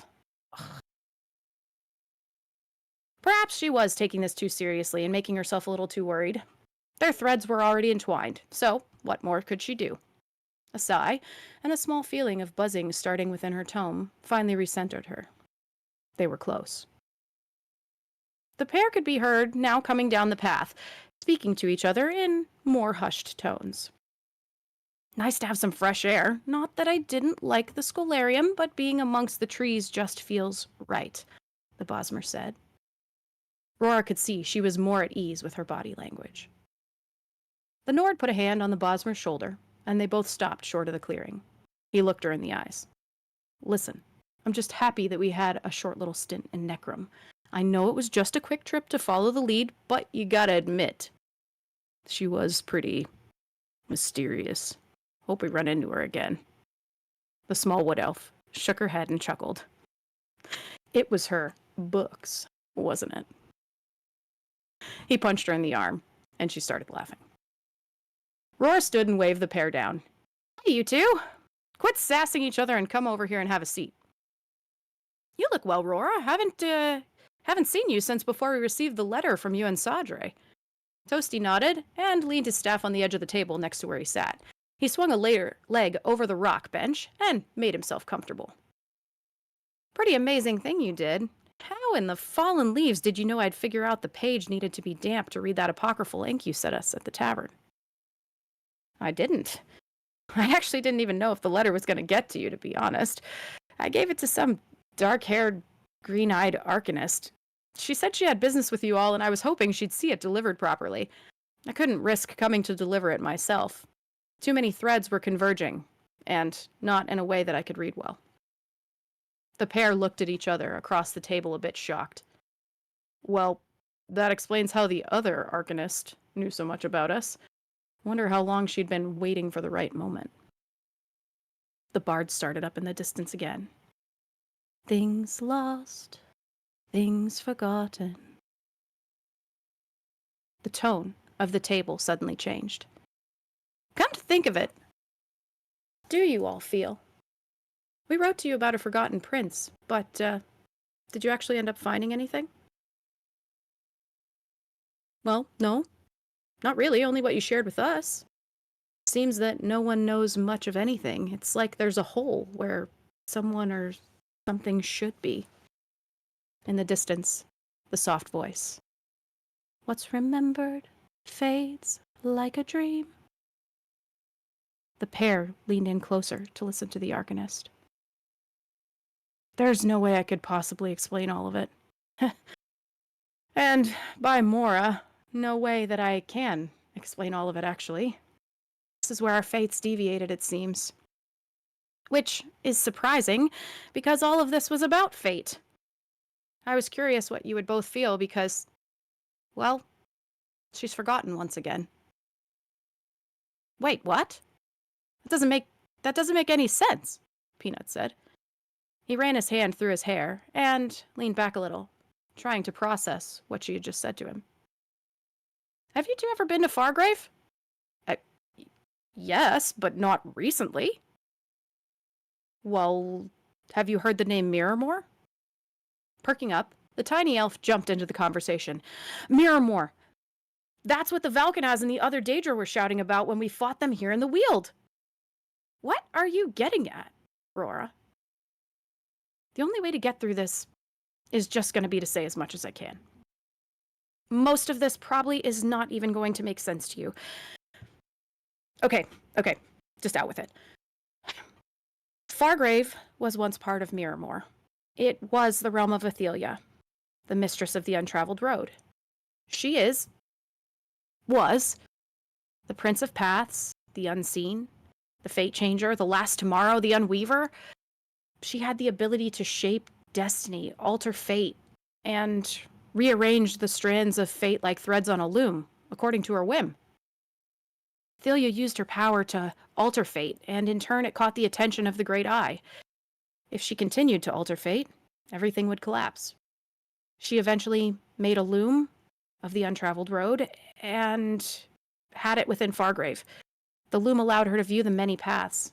Within these, all things were possible. A web of possibilities scattered across realities, probabilities, potentials not yet realized, and alternate courses. It would be like looking in a cracked mirror and seeing one's own reflection with multiple realities. She could grant beings their own reality or even their own desired history, ultimately breaking fate. She could make a whole new history, undo mistakes, unlock possibilities. It was silent at the table. Aurora could see both of them, trying to work out what she had just dumped onto them. So, what happened? Why does no one know anything about this? Aurora began to play with a rock that was sitting on the table. They never will, and you will only know what I share with you. And truthfully, I feel that it's best to not share too much more. You'll always feel some sort of a void or an emptiness, but maybe, just maybe, this way I can keep you from doing something that could change your own fate one day. The Great Eye has entrusted me with apocryphal knowledge, and that is already a burden in some ways. I couldn't endanger you both, or those you care for, by imparting everything about her upon you. It would be too much right now. She's accepted her fate. I'm sorry. They sat, stunned. Peanut's body language stiffened as he began to rapidly try to untie everything that had just been mentioned. You can't do that! You brought us here, and now you're just going to tell us that you're sorry and to forget that you ever said anything? You're so lucky! She's lucky I've arrived, Sadre said dryly, sauntering up to the edge of the table. It's about time I found you lot. I've been at the tavern, but you haven't. I may have run through all your whiskey, but for good reason. He threw down a book on the table and stood back and smirked. Go ahead. You'll know exactly why I have been all over this divine, forsaken place looking for you. The other three stared at the cover. The Bosmer chimed in. I do not need to open that. I already know. I recognize it. Worm cultists. It's happening again, isn't it, Bosmer? The Nord stood up and picked up his staff. Rora also stood up, thankful for the distraction that Sadre had brought. The Bosmer sighed and looked up at the vines and the trees surrounding her. What you two call a thread of fate, I call a mangled leaf pile. What a mess. And I was just starting to get comfortable here, too. Off we go, then, Peanut said, gesturing towards the path in the distance. At least it's somewhere tropical, Sadre chuckled.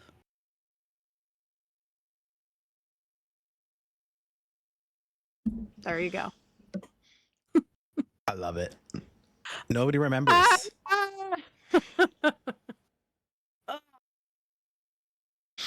That one was tough, man. That was good. Oof. Hold on. Oof. Oof. Oof. Oof. I'm sweating a little on that one. Oh my goodness. Ithelia is so Ithelia. She is what is the best way to put it? What does that term go? She's an enigma wrapped inside of a controversy. I don't know. I don't know how you say that one. She is. You know, I had set it up. Well, let me backtrack a little bit. Okay. Yes, Dre. I know. Why didn't they immediately forget everything they were told? I was trying to work that out too, and the only reason that I didn't go that route is because we had a letter from Rora and Sadre specifically about the Forgotten Prince. And I couldn't remember if there was anything stating that, like, even written stuff disappears. So, yeah, I was on the fence about it. I actually did talk to Matt about that a little bit earlier, and it was kind of like, okay, how do I do this? Could it be that there's like a multiple reality situation going on? Like, we know enough about her. We understand that there's this sort of like hole or this thing going on, but you know, maybe we know a little bit more than the average other NPC or the average other, you know, Tamrielic traveler, I would say. Yeah. More than adventurer. the average bear? Yeah, I guess. I don't know. So yes, realistically, I will definitely take that correction. It probably should have been more so that they just forgot everything. But I wanted to make it like a little bit interesting. So, yeah. It's like we knew something was missing, just sort of like everyone else in many ways. But we weren't like wild about it, you know. So, yeah. I don't know. It was mostly inspired by a couple things. It was partially inspired by the Bard song that's sung in Vashabarba, the Wood Elf. There's things lost, things forgotten, things that have never been, right? Like a recollection may happen when you see someone's face, or there's some sort of a fleeting memory that comes to you. You know, like it's that whole thing of when you walk by someone on the street and you're like, I feel like I know that person. Like that's kind of where I was coming from. Deja vu? Yeah, it's like a little bit of that deja vu, right? That's where Ithelia, I was coming from with this. Ithelia, the prince of deja vu. Mm-hmm. Yeah. So I didn't want to completely just write her off out of our story and be like, well, that's it. We don't remember about her. But I also didn't want to have our main characters necessarily be the ones that ended up going through the story. So, because I felt like that would be a little too complex, a little bit too much story to have to clarify and write. Plus, I was trying to be a little bit not spoilery. Like, yes, it's been out now for a while. but I didn't want to get too deep into some of the things that actually happened with Ithelia. The other thing that kind of accidentally started happening as I was writing this is I accidentally started pulling little bits and pieces of other things that were actually in our last lore compilation that I didn't realize connected so well until I went back and edited everything together. So I tied in a little bit of your story that you did, your lore from the Hearth with Sadre, where he was sitting in the tavern and he got this book on the worm cult, right? And Yep. he was there by himself, and I thought he would do that. Like, he would be the one that would have that and be away from everyone else and kind of show up last minute and be like, well, while you all have been screwing around, I've been dealing with what's coming, right? So I thought that it would be fun to sort of tie that in. And then I also really enjoyed tying in the other Arcanist that was based on one of Matt's characters that we had for the Guild Summit lore lesson, which was actually the last one that I did. And she was the one that brought us those new readings that we had on the Elder Scrolls and on the Moth Priests and all of that stuff. So I thought it was kind of fun to wrap it back around and have her be the one, because I never said one way or the other. I never said who it was that actually dropped the information from Rora and Sadre to us at the beginning of the sort of Gold Road piece of the story. So it was kind of a fun way to take different bits and pieces from other RP stuff that we've done, as well as other lore that has been read or touched on throughout this last sort of little bit in game, to do a little bit of a tie-up with Ithelia without spoiling too much, show a little bit of a relationship again between Rora and us, and Sadre and us, but also kind of a different side of it. Us being a little bit aggravated with her, you being almost angry with her that she won't share more with you. But she doesn't know. She does, though. She's the one that remembers, right? Like, she's the one that, in my mind, she's the one that experienced the story, just like when we play through the Gold Road chapter. But we didn't experience that story. We experienced other parts of the story, like scribing and, you know, some of the other stuff that came along during Westweald, but we didn't necessarily get to the Ithelia piece. If you've played that, you know, just like what Dre was saying, I tweaked it a little bit because I could have done the story that way. I don't know. I just felt like it would be a little bit more fun to sort of wrap it from that other perspective just a little bit, you know? So. Makes sense. Yeah. So, anyway, I'll have fun. Well, now I'm looking forward to part 2. This one. Part 2. Oh. And our worm cult. Our worm cult. Yeah, we got to see what happens on Solstice. I mean, Yeah, we do. I haven't played PTS. I don't know too much about that other stuff. I don't know where it's going to take us yet, but I thought it would be fun to have that sort of delivery of a transition to, hey, we could go to, go to Solstice or wherever we decide to go for the next area. Next time on Lore Makers. Yeah, I know. Sorry. Oh man, I know this one might be a little bit of a controversy. To make lore. Sorry, everybody. We're allowed to make a little bit. Yeah. Yeah. Wait, what was that? I could have been like that. I think that's what I was trying to get at. Maybe I didn't articulate it well, but yeah. Anyway, that'll be fun. Yeah, we'll see. Minwe Pro makes a good point. They do love the community lore. So as long as it's not like way too out there, far-fetched, like. Yeah. Yeah. My thought was, if I have a letter that talks about her, I have to at least question who she is, even if I don't know. And even if someone were to tell me about it, I'd probably forget about it after the fact anyway. So, yeah. No. Just a little fun way of tweaking it. Yes, and anyway, with the many paths, everything is possible. That is very true.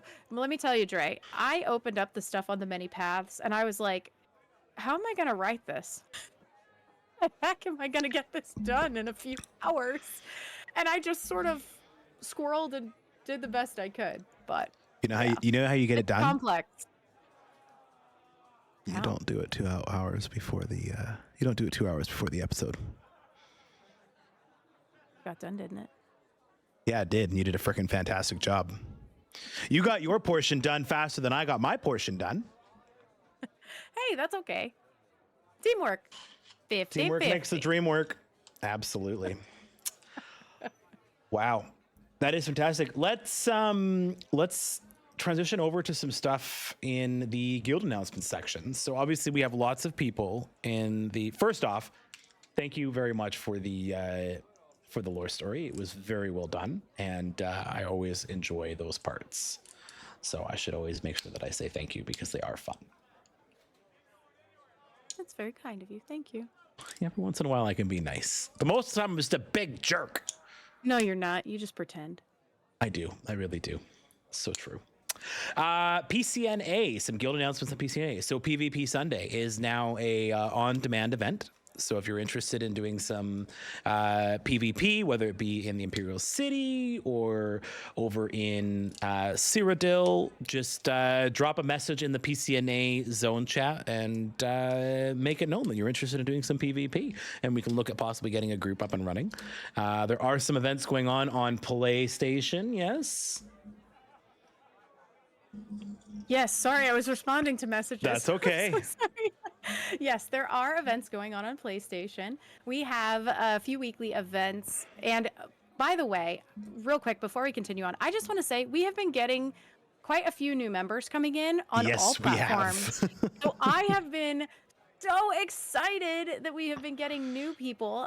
We've gotten quite a few new PlayStation people. There's been a couple Xboxers and a couple EU and NA PC people as well. But it's been great. So thank you all for choosing to join us. And with that said, yes, we do have some events on PlayStation. We have some oh my gosh, I just shut down. My brain just went. I saw that. Your eye just kind of was like. I just reset, like one eye. Hard reset. Like closing. It finished the lore and it went. Anyway, yes. So we have a Treacherous Tuesday event. We have a Mondays with Moki event, which is where we run around and we do fishing or Cyrodiil or, all sorts of things. We've got the Tuesday where we focus on dungeons. I know we have some new members who have been requesting lore runs on all the platforms. So please, if you are a lore seeker and you see someone in the LFG channels, or if they are looking to slow roll a dungeon with some friends, it's nice to be nice. I would love for us to jump in there and help them out, because there are so many people right now who are coming in as a solo player and trying to get into guilds with people that can help them. And lore seekers are always amazing at paying it forward. So I appreciate each and every one of you for doing that. So yeah, but we've got that. And then on Fridays, we do Undaunted stuff. So we run around and do achievements or anything that people want to do for the Undaunted Daily Delves, which is fabulous as well. There you go. That is awesome. Yeah. We have in our chat today Draylin, the lore seeker, who is the GM of the PC EU side of things, and they have a few events that they're doing as well. They do the World Boss Wednesdays. That is a long-standing lore seekers event. I believe that World Boss Wednesday has been an event that we've been doing since basically day one, if I recall correctly. Yeah. So it's been a long time. Yeah, so if you're interested in that and you're on the EU side or have an account on the EU side of PC, head on over to the PC channels and get in touch with some of the people there. They would love to have you join them. There's also Thursdays, they're doing Dungeon Thrills with Forby. And then also on Saturday, it seems like this is a periodic event, there is the Casual Trials with Sparky Bagman, one of our favorite, well-loved people who basically just keeps this guild running financially in the background and doesn't ask for anything other than the giant list I'm sure he's building of stuff that he would like. So I would not be surprised if one day I have a DM from Sparky Bagman that says I am cashing in, and I'm gonna be like, oh damn. I have decided that if I ever meet that man in person, I'm buying him a drink or taking him to dinner. One of the two. Because damn. So for those of you guys that don't know, and this is just a quick, we're just going to do a quick little shout out for Sparky Bagman because of all the work that they do. Sparky runs full main accounts on both PCNA and PCEU. They maintain our guild bank, our guild vendor, and our guild store, as well as deconstructing all of the stuff that comes through 3 different guild banks into our coffers for money and sells those materials for money and manages all this. He's like full CP, and this person does not ask for a single thing in return. They're amazing. If you happen to catch Sparky Bagman online, just send them a good old whisper and just tell them that they are amazing and thank you for doing what they do, because yeah, we're not worthy. We're not worthy of the Bagman. Not in any way, shape, or form. I think he runs 2 accounts on PC. I don't even know anymore. I have no idea. He's got Sparky Bagman, and then he's got Reliquary Banker. Reliquary Banker. Yeah. And I think he runs 1 on EU. Yeah, words cannot describe the feeling, that's for sure. So thank you, Sparky, for all that you do. Please don't ever stop, because if you do, I don't know what the heck would happen. We love you, Sparky. Yeah. So that is absolutely a thing. And then obviously on PCNA, we have our guild house from that's given to us by Chivas, who has kept it up and running for the longest time. So thank you to Chivas as well. And each of the platforms seem to have some form of a guild house. I know the Xbox one is a WIP, work in progress. So, you know, bear with us on that one there. I think it's currently my Xbox account's primary. It is. Yeah. You should probably log on. I should probably log on and at least just make it known that I do exist. I do exist, those of you on Xbox. Mm-hmm. So. Yeah. Also on PCNA, we have a gathering house that is Sparky's primary residence. So if you see Sparky, you can travel to his primary residence and check out our really cool gathering guild house that has like a bunch in it, and a dueling arena and a little D&D table, and very friendly. Yeah. Absolutely. So head on over there and check them out. Xbox is starting to revitalize a little bit, much like PS. So if you are joining us or looking to join a community and you're wanting to kind of get involved, we are looking for, you know, event ideas to have hosted on the Xbox and all the platforms for that matter. But by all means, just reach out to one of the officers in the community, and we can either get you in touch with somebody that can help you, or you know, work with you on getting something set up for sure. So welcome all to all of our new members across the board. We love that you're here, and thank you for picking us as your lovely place to call home. You can't leave. I locked the door on the other side. You can't actually open that door. Okay. Once you're here for life. It's like Hotel California. Essentially, you don't leave. You can check in. You can check into the tavern, but you can't leave. You can never check out. Exactly. Are there any announcements you would like to throw forward there at all, or did we kind of cover everything for you? No, I think that's it. The only other thing I would mention is there are some people who are looking to potentially run a couple PvP things too, just because they've never done it. They want to run around. Yeah. So those are also on demand. Please just let one of us know or throw it in the chat, and we'll see what we can organize. Right now it's kind of a little bit of a lull for us because it's right before the next content comes. So everybody's taking a break. So that's pretty usual in our guild, but also just in MMOs in general as things come in cycles. And I think we're going to see that, you know, a little bit more this year as people get used to the change in the content stuff. So yeah. It's also exam time too for those that are students. So I feel like once school is done, and those of you guys that are in college and university, I think you'll start to see a little bit of an uptick for sure coming up here. So we'll be here. We're always going to be here waiting with a little, you know, our bowl with a little prize inside. Could be a coin, could be a candy. Could be a mud crab waiting to snap at your fingers. Oh, okay. Sure. It is that time of the episode now where we let the bard play your song, do the bardic things. It is our favorite song, The Bannered Mare. We're going to open this up, though. Remember at the very beginning of the episode how I said, hey, we should probably talk about that thing that we're doing? Yeah. Yeah. So we have an announcement to make. Am I doing it? Or are you doing it? You do it. You just did a lore story. I figured you probably want a little bit of break. A little bit. Yeah, a little bit. Okay. If you are on Blue Sky and you haven't already, make sure you go follow us. We are doing a giveaway for every single person that likes our giveaway post on your phone. Go on to Blue Sky, pull it up. Bacon's gonna do she's gonna be my Vanna. Vanna? Is that the person who like taps buttons? My Price is Right person. It's a new car. We're not giving away a new car. But if you are on Blue Sky, make sure that you head over to our Blue Sky account. Make sure you follow Loreseekers ESO on Blue Sky. You scroll down and you find the post that talks about chapter code giveaway.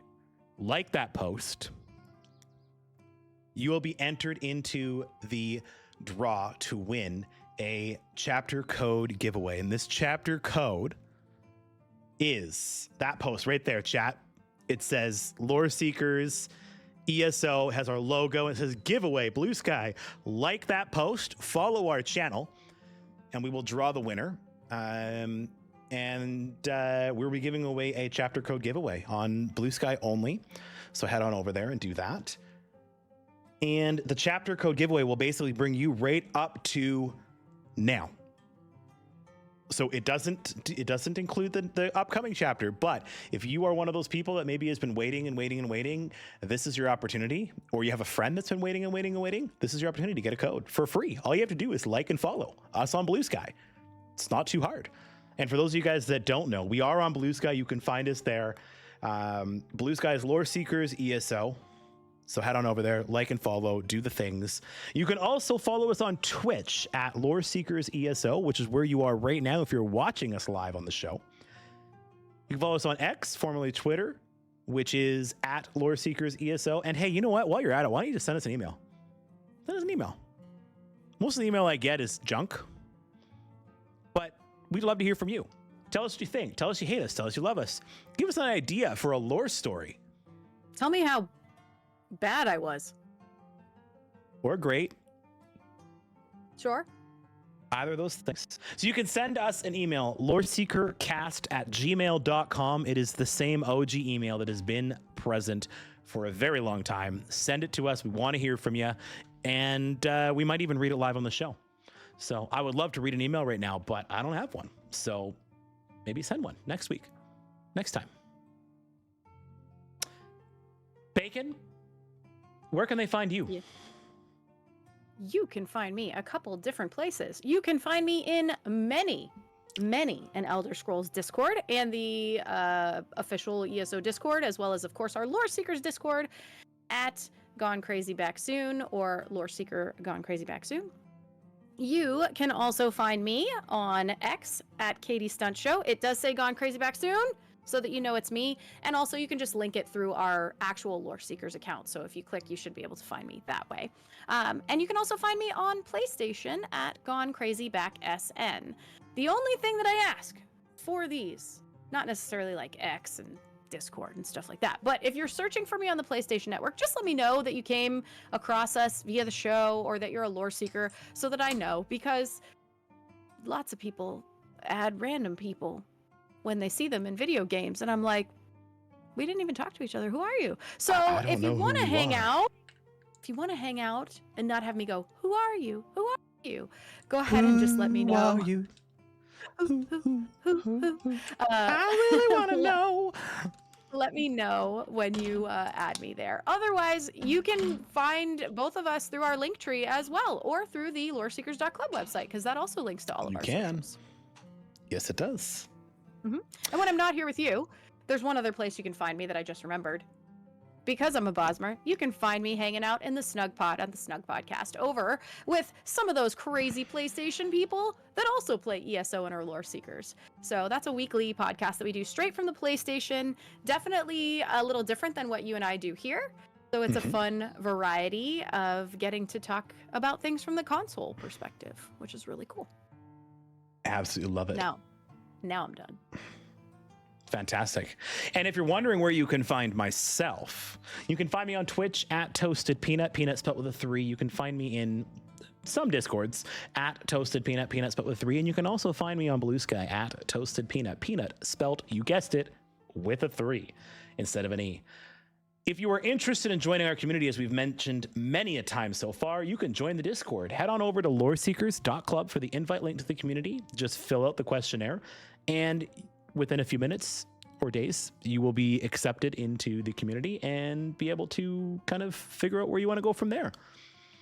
Don't forget, though, if you are listening to us on a podcast, give us a 5-star review on Apple and Spotify. It helps us be more visible within the podcast community, and it brings people to the guild. For every 5-star review on Apple Podcasts, we will share it live on the show. Thank you very much for being here. You guys have been absolutely fantastic, and we will see you guys next time. Have a wonderful evening, and bacon! Dilly freaking dilly. Good night, everybody. Bye. And stop the recording, but we're still live because we're going to go raid somebody. Let's do it. What about Ninja Monkey? Ninja Monkey. Sure. Yeah. I mean, we got a bunch of choices. We can do we got Ninja Pulls, they're live. We have Zinode, we got Ninja Monkey, we got Madigon. I'm thinking. You thinking Ninja Monkey? Ninja Monkey. Let's go to Ninja Monkey. Oh, I'm so sorry, Wanders with Moonlight. Sorry, you just came in right at the end. Hey, you know what? Right Don't go anywhere, though. Don't go anywhere, because we're going to go drop everybody into another Elder Scrolls community. So hang tight. And within a couple of days here, you'll be able to get the audio portion of this. So we'll be on a podcast to get the audio half of the podcast. All right. We are going to go raid Ninja Monkey. Is that who we're doing? Yep. Ninja Monkey 0169. Okay. /raid at NINJAMONKEY.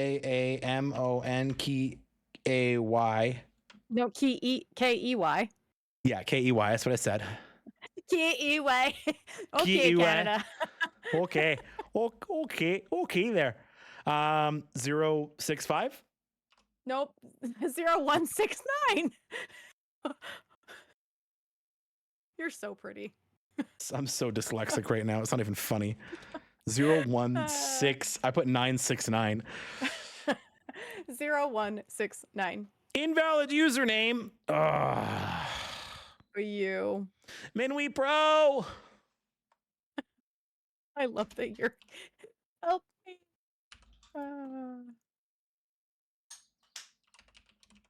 You need help? You want me to try? You know what? I tried it twice and it didn't want to work. Okay, hold on. We're really Raid? professionals at this. I promise you. Oh, there's a raid channel button. Oh, I'm such a... You're so pretty. So beautiful. Are you doing it, or should I wait? I gotta find try them. it. You can try it. I mean, done. Wow, you're fantastic.